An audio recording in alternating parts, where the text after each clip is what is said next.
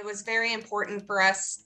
There's so much like everything's so dramatic now, and so we really are taking, let's share some positive examples of how members have used other members, your colleagues who aren't geniuses either, how they're at small firms and they're using technology to make a difference in their firms.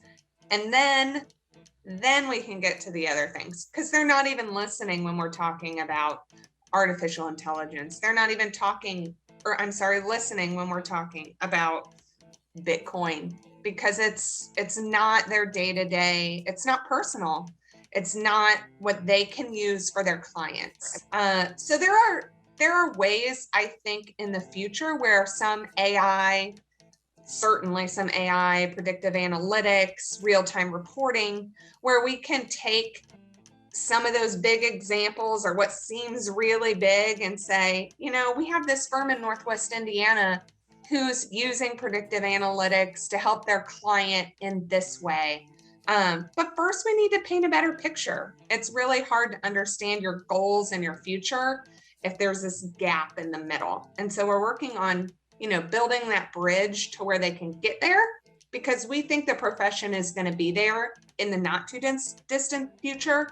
And if you're not there, it's going to be really hard to maintain your client base, whether you're a sole practitioner or you're a Big Four accounting firm. So it's really just trying to provide that bridge between those two areas. Whereas now we're really trying to make a whole ecosystem of, this is your learning preference, or this is what you need to know. You need to know this right now, not on July 7th at 9 a.m. in a 3-hour seminar. But it's, that's a classic association business model. So it's really just trying to, alongside of our members, change into what they need when they need it. Well, I think there's a couple of different perspectives that I think about technology.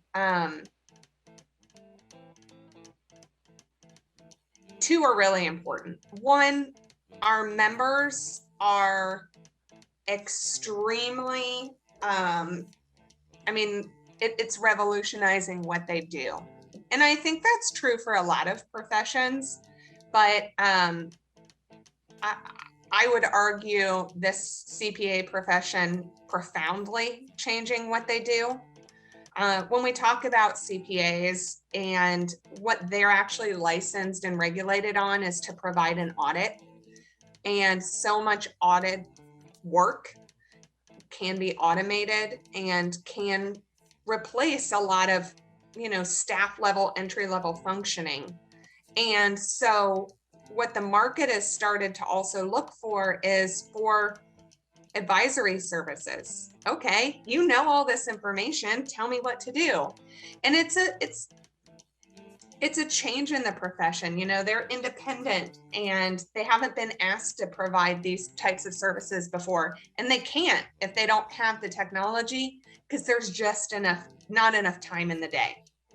And so as far as our members go, it's going to get to the point where if they can't onboard some of these things, it's going to be really, really hard to exist in the future. So it's important that we make them aware of that.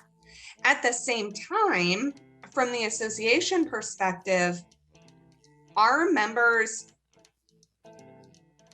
humans, not just our members, humans get used to a baseline, is what I would say. And that line is like moving every day. When I started doing technology, it was like, for our organization, it was like, okay, this is the user experience that members expect. And it changes, it changes every day, and it gets more and more because they're used to Amazon. They're used to all of these smooth integrations. They're used to Apple Pay, and they're used to, I remember saying, oh my gosh, have you guys seen this Square where you just plug it in here and you can run your credit card? It's so awesome. I got one just to take payments from friends, which is hilarious to me now, but we're like, how can we bring the square on? And how can we reconcile that with accounting? And so one, it's member demand. It's acting as a a participant in the marketplace that they're used to operating in.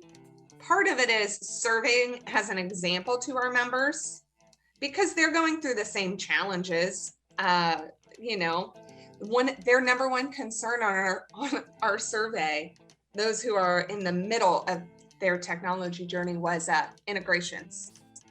And I was just like, yeah, you and every other person who deals with technology. My husband is an engineer, and he's working with Apple Home, and so his phone's like constantly going off, and I'm like, do you need to know when we open the refrigerator? Is this a real integration that we need? Apparently he does. But so it's both a market demand and acting as an example for our members.